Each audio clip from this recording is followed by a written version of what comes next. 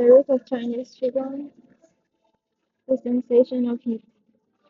If qi is electromagnetic energy circulating in the body, that the heat it produces is caused by the body's resistance to the electrical flow. If you run an electric current through a wire, then the current encounters resistance, electric energy is converted into heat. Therefore, the heat felt during acupuncture treatments and qigong practices is not qi, but rather a symptom of the presence of qi. If that is true, then when practicing qigong, it is desirable to circulate the qi so smoothly that it does not generate any sensation of heat. This is like running your current through a copper wire with low resistance instead of an iron one with high resistance. Whenever you generate too much heat in your body, especially in the organs, the tissue will begin to degenerate faster. Remember that the original Chinese symbol for qi was constructed of two words, no fire. Therefore, as a qigong practitioner, you should try to feel your qi as heat. You should not try to feel your qi as heat. It is better to feel it as an electrical sensation. If you keep this in mind, you will be able to avoid making your body too yang during practice. When we practice Qigong or Tai Chi, it is common to experience warmth on the skin, especially in the center of the palms, brow cavities, the bottom of feet, yonton cavities, and on the face. We know that warmth is an indication of increased qi circulation, but exactly how is this heat caused? Before we continue, I would like to quote a report by Albert Earl Hubner in England. Doctors have discovered that children can regrow lost fingertips perfect in every detail when a procedure is followed that bears an interesting resemblance to regeneration in amphibians. The salamander won't regenerate its limbs if the stump has become covered with skin.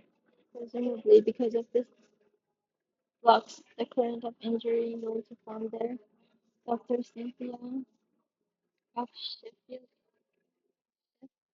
found that if child's fingertip is to grow back, the stump must also be left uncovered.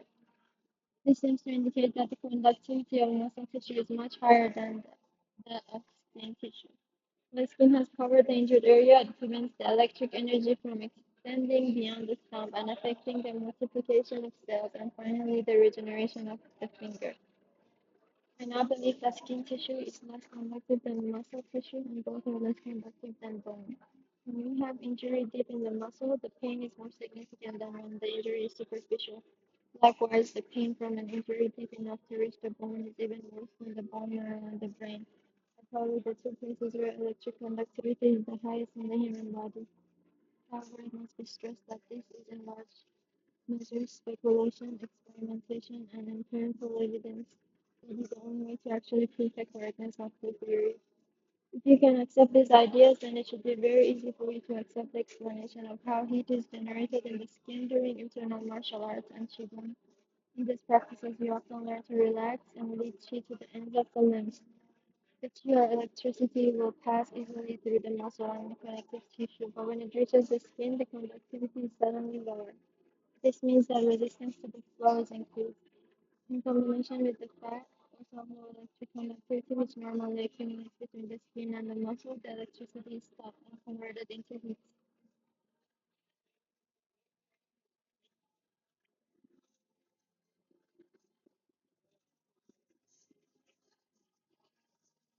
You can see from the discussion where one of the purposes of treatment is to reduce the heat and to open up the electrical blood vessels between muscles and the skin and therefore increase the qi flow to the surface of the skin.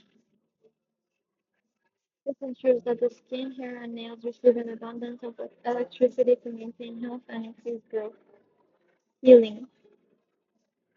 The ideas we have discussed can also explain how some people can heal another person by touch.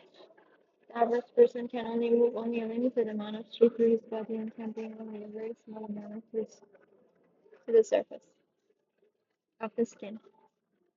However, some people, including qigong practitioners, can move qi easily to the surface of the skin and beyond, and can even affect another person's qi if they can determine the state of the qi throughout a person's body.